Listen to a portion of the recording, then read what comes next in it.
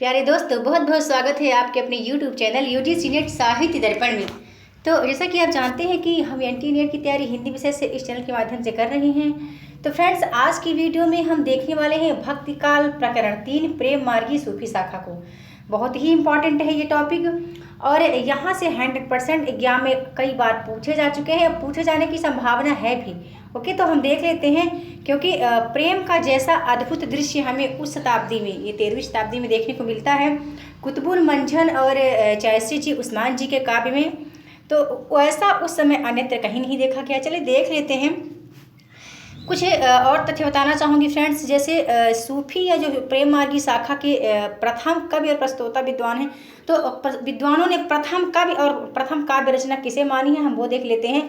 तो गणपत चंद्रगुप्त जो हैं, उन्होंने असाहित कृत हंसावली को माना है प्रथम काव्य, प्रथम सूफी काव्य। और राम कुमार वर्मा ने माना है मुल्ला दाऊद की चंदायन को।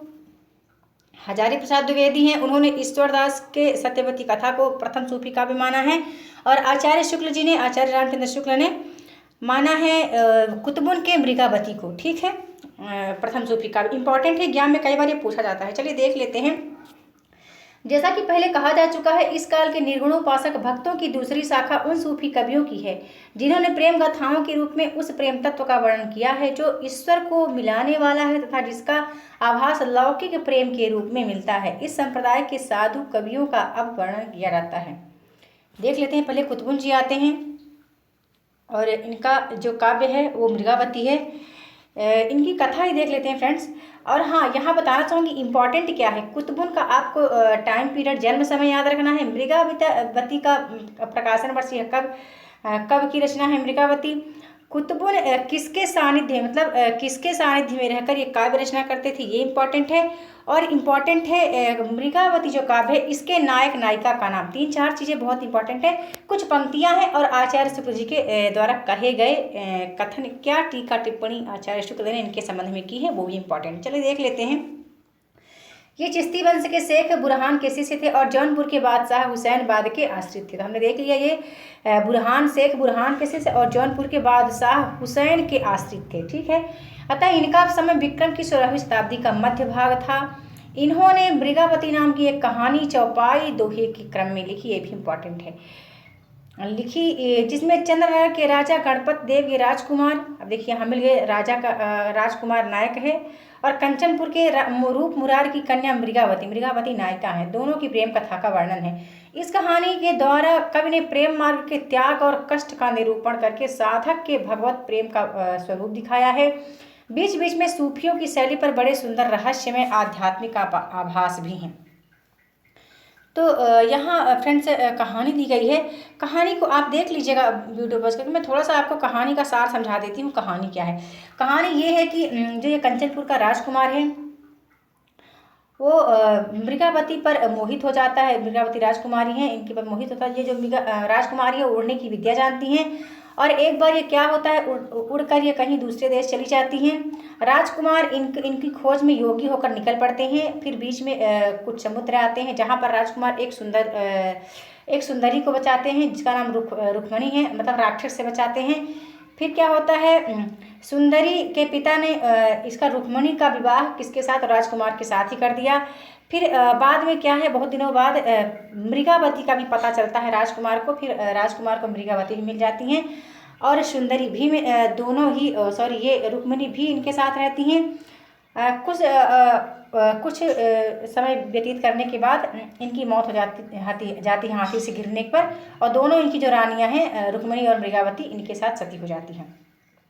यहाँ उसके संबंध में कुछ पंक्ति दी गई है, तो आप ये वीडियो पॉज करके देख लीजिएगा। चलिए हम आगे देखते हैं, मंझन को देखते हैं।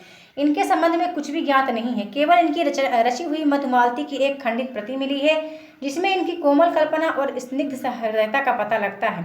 मृगावती के समान मधुमालती में भी 5 चौपाइयों के उपरांत एक दोहे का क्रम रखा गया है, पर मृगावती की अपेक्षा इसकी कल्पना भी विशद है और वर्णन भी अधिक विस्तृत और हृदयग्राही है।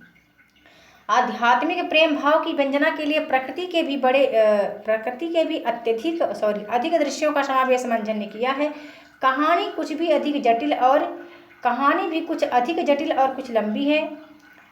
जो अत्यंत संक्षेप में नीचे दी गई है। यहाँ थोड़ा सा संक्षेप में इसको भी वर्णित करना चाहूँगी। आप वीडियो पॉज करके देखना तो कहानी देख लीजिएगा। मैं थोड़ा सा सार इसका बता देती हूँ क्या है। एक मनोहर नाम का राजकुमार है। कहाँ का है वो? कनेसर नगर का है। राजा सूर्यभान का पुत्र है मनोहर। तो क्या होता है, इसकी जो कुछ अप्सराएं होती हैं तो राजकुमार को कहाँ छोड़ आती है? मधुमालती के नगर में छोड़ आती हैं। तो दोनों यहाँ पर स्वप्न की बात हो रही है। स्वप्न में ही दोनों क्या करते हैं? स्वप्न में यहाँ पर क्या होता है, इन दोनों का साक्षात्कार हो जाता है। दोनों एक दूसरे पर मोहित हो जाते हैं। मनोहर पूछने पर अपना सारा परिचय देता है और कहता है कि मेरा तुम्हारे प्रति अनुराग कई जन्मों का है। तो फिर दोनों क्या है, आपस में की बहुत मतलब बात होती है। फिर क्या होता है, जब दोनों अपने अपने स्थान पर जगे, यानी ये स्वप्न में इनकी बात हो रही फ्रेंड्स, याद रखिएगा। जब जगे तब प्रेम में व्याकुल हो गए। राजकुमार वियोग से विकल होकर घर छोड़कर निकल पड़ा। वो समुद्र यात्रा से मतलब जा रहा था। कहाँ? किसको ढूंढने? मधुमालती को। और इसको जो और इष्ट मित्र होते हैं वो इधर उधर बिखर जाते हैं।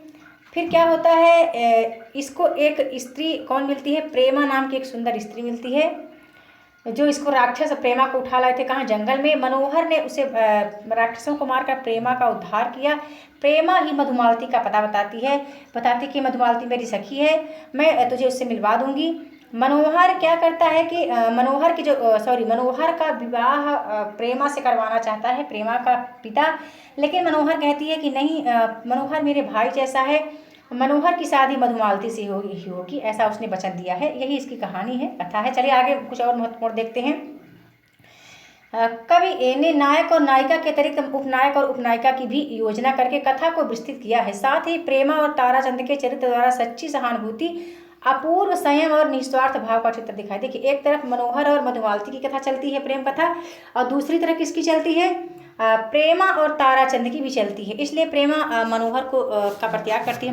प्रेमा नहीं चाहती कि उसका विवाह मनोहर से हो, और वो क्या करती है, इसलिए वो सौंप देती है तारा को। अतः दोनों की ही सच्ची सहानुभूति, अपूर्व निस्वार्थ भाव का चित्र यहाँ पर कवि ने दिखाया है। जन्म जन्मांतर और योन्यंतर के बीच प्रेम की अखंडता दिखाकर मंजन ने प्रेम तत्व की व्यापकता और नित्यता का आभास दिया है। सूफियों के अनुसार यह सारा जगत एक ऐसे रहस्यमय प्रेम सूत्र में बंधा है जिसका अवलंबन करके जीव उस प्रेम मूर्ति तक पहुँचने का मार्ग पा सकता है। सूफी सब रूपों में उसकी छिपी ज्योति देकर मुक्त हो जाते हैं। जैसा कि मंजन ने यहाँ पर एक लाइन में, एक पंक्ति में कहा है कि देखत ही पहचाने तो ही, एही रूप जही छद्यर मोही, एही रूप बुत अहे छपाना, एही रूप सब सृष्टि समाना, एही रूप शक्ति और सीयु, एही रूप त्रिभुवन कर जीयु, एही रूप प्रगटे बहुभेसा, एही रूप जग रंग नरेसा। ऐसा उन्होंने लिखा है। पंक्तियाँ कभी पूछी जाती है, देख लीजिएगा। ईश्वर का विरह सूफियों के यहाँ भक्त की प्रधान संपत्ति है। इसके बिना साधना के मार्ग में कोई प्रवृत्ति नहीं हो सकता। यहाँ पर भी कुछ पंक्तियाँ हैं फ्रेंड्स, आप वीडियो पॉज करके देख लीजिएगा। कुछ हम इम्पॉर्टेंट देखते हैं, इम्पॉर्टेंट तथ्य। तो जिसके, ये इम्पॉर्टेंट है, प्रकरण 3 से लिया गया है। जिसके हृदय में वह विरह होता है उसके लिए यह संसार स्वच्छ दर्पण हो जाता है और इसमें परमात्मा के आभास अनेक रूपों में पड़ते हैं। तब वह देखता है कि इस सृष्टि के सारे स्वरूप, सारे व्यापार उसी का विरह प्रकट कर रहे हैं। ये भाव प्रेम मार्गी संप्रदाय के सभी कवियों में पाए जाते हैं। यहाँ तक इम्पॉर्टेंट है। फिर यहाँ पर मंजन की जो काव्य कृति है मधुमालती, इसके संबंध में आचार्य शुक्ल ने बताया है कि कुछ निस्संदेह है। इसकी रचना के संबंध में उन्होंने कहा है कि कुछ संदिग्ध है, पर 1550 और 1995 तक के बीच की संभवतः रचना मानी जा सकती है। कुछ उल्लेख बताना चाहूँगी पद्मावत के संबंध में कि इसी शैली के सबसे प्रसिद्ध और लोकप्रिय ग्रंथ पद्मावत भी है। जायसी ने जब पद्मावत जायसी लिख रहे थे तो उन्होंने कुछ कुतुबुन के मृगावती और मधुमालती का भी जिक्र किया है। विक्रम धसा प्रेम के बारा, सपना बत कहूँ गया पतारा, ये इंपॉर्टेंट है फ्रेंड्स, ठीक है। मधु पाँच मुख धावत लागी, गगनपुर हुई ग बैरागी, राजकुमार कंचनपुर गयूँ। देखिए, ये कंचनपुर के राजकुमार थे ना, हमने पढ़ा था वहाँ। अभी नेक्स्ट बैक यदि आप जाएंगे तो मृगावती कह जोगी भयूँ, मतलब कंचनपुर का जो राजकुमार है वो मृगावती के लिए जोगी हो जाता है। साधे कुंवर खंडावत जोगु, मधुमालित कर कीन वियोगु, प्रेमावती कर कह सुरबर साधा, ऊषा लागी अनिरुद्ध बर बाधा। अब यहाँ खंडावत का शब्द आया है, हम देखते हैं आगे खंडावत क्या है। पहले क्या है, पहले क्या जिक्र होता था थोड़ा सा इसको देख लेते हैं कि यहाँ पर 2 इम्पॉर्टेंट रचनाएं ही आचार्य शुक्ल कहते हैं कि मिली हैं। जो मुग्धावती है और प्रेमावती ये असंदिग्ध हैं, इनकी रचनाएं ये अभी मिली नहीं हैं। जिस क्रम से नाम आए हैं वह यदि रचना काल के क्रम के अनुसार माना जाए तो मधुमालती रचना कुतुबुल की मृगावती के पीछे ही ठहरती है, ऐसा ये कहते हैं। यहाँ पर जायसी के उद्धरण में हमने क्या पाया, उन्होंने लिखा है कि जो मनोहर है तो वो मनोहर नाम ही एक सही मिला है। बाकी जो नायक होते थे तो उनके नाम नायक कैसे नाम होते थे, खंडावत, यानी खंडावत, कुंडावत, कंडावत, गंधावत, ऐसा करके पहले नाम मिलते थे, लेकिन मनोहर का नाम ही साफ अक्षरों में स्पष्ट हुआ है नायक के रूप में, ऐसा यहाँ पर वो है जिक्र किया गया है। अब हम देखते हैं कि पद्मावत के पहले मधुमालती की बहुत अधिक प्रसिद्धि थी। यहाँ जैन कवि हैं बनारसी दास जैन हैं फ्रेंड्स, इन्होंने क्या किया है, इन्होंने अपनी आत्मकथा अर्धकथानक में, इनकी एक आत्मकथा है अर्धकथानक है, अपनी यहाँ अर्धकथानक की है, इसमें उन्होंने जिक्र किया है कि उस समय का जो ये प्रेम काव्य चल रहा था तो बहुत ही सूफी प्रेम काव्य प्रेमी थे, तो बहुत से कवि थे जो बहुत ही इंटरेस्टेड थे इन रचनाओं में। तो इन्होंने कहा कि संवत 1660 के आसपास ही अपनी इश्कबाजी वाली जीवनचर्या का उल्लेख करते हुए लिखा है कि उस समय में हाट बाजार में जाना छोड़ घर में पड़े पड़े मृगावती और मधुमालती नाम की पोथियां ही पढ़ा करता था, ऐसा जैन कहते हैं बनारसी दास जी। उन्होंने लिखा भी है कि तब घर में बैठे रहे नाहिन हाट बाजार, मधुमालती मृगावती पोथी 2 विचार, ऐसा उन्होंने जिक्र किया है। चलिए हम सबसे इम्पॉर्टेंट है हमारी मलिक मोहम्मद जायसी जी हैं, इनका जो वर्णन प्रेम का जैसा वर्णन इन्होंने किया है बहुत ही अद्भुत है। देख लेते हैं फ्रेंड्स, कुछ इम्पॉर्टेंट तथ्य भी हैं इनके संबंध में। हम बहुत ही महत्वपूर्ण बातों का अध्ययन कर रहे हैं, आपको पता है इसमें 3-4 पात्र हैं। कौन कौन से? रत्नसेन आते हैं जो कि मन के प्रतीक माने गए हैं, सिंहल जो है वो हृदय का प्रतीक है, पद्मावती भी हैं वो श्रद्धा या सात्विक बुद्धि के प्रतीक मानी गई हैं, और एक तोता है हीरामन तोता, वो गुरु का प्रतीक माना गया है इसमें। नागमती जो है दुनिया धंधा का सांसारिक बुद्धि का प्रतीक माने गए हैं, और राघव चेतन शैतान का प्रतीक है। अलाउद्दीन भी है एक। बताना चाहूँ कि इसके जो ये जो रचित है किसके ऊपर है? नागमती, पद्मावती और रत्नसेन की प्रेम कहानी का वर्णन है पद्मावती में। देख लेते हैं, ये प्रसिद्ध सूफी फकीर शेख मोहिउद्दीन के शिष्य थे और जायस में रहते थे। इनकी छोटी सी पुस्तकें आखिरी कलाम के नाम से फारसी अक्षरों में छपी मिलती है। सन 1500 यहाँ हम देख लेते हैं 1528 ईस्वी के लगभग बाबर के समय में लिखी गई थी। इसमें बाबर बादशाह की प्रशंसा है। इस पुस्तक में मलिक मोहम्मद जायसी ने अपने जन्म के संबंध में लिखा है। भा अवतार मोर नौसदी 30 बरस ऊपर कविपति, यहाँ जन्म के संबंध में कुछ इन्होंने किया है। फिर पद्मावत के संबंध में लिखा है कि इन्होंने पद्मावत का ग्रंथ कब प्रारंभ किया? सन 927 आरंभ बैन कब कहा। और अब हम इम्पॉर्टेंट कुछ देख लेते हैं फ्रेंड्स। आप ध्यान रखिएगा ये किनके सानिध्य थे, किनके सानिध्य में रह के इन्होंने रचना की है फ्रेंड्स, क्योंकि बहुत इंपॉर्टेंट है। और फिर हम इम्पॉर्टेंट क्या देखने वाले हैं? शेर शाह का शासन आरंभ सन 1540 में हुआ माना जाता है। इसी दशा में ये संभव जान पड़ता है कि कवि ने कुछ थोड़े से पद्य सन 1520 ईस्वी में बनाए थे, पर ग्रंथ को 19 या 20 वर्ष पीछे शेर शाह के समय में पूरा किया गया।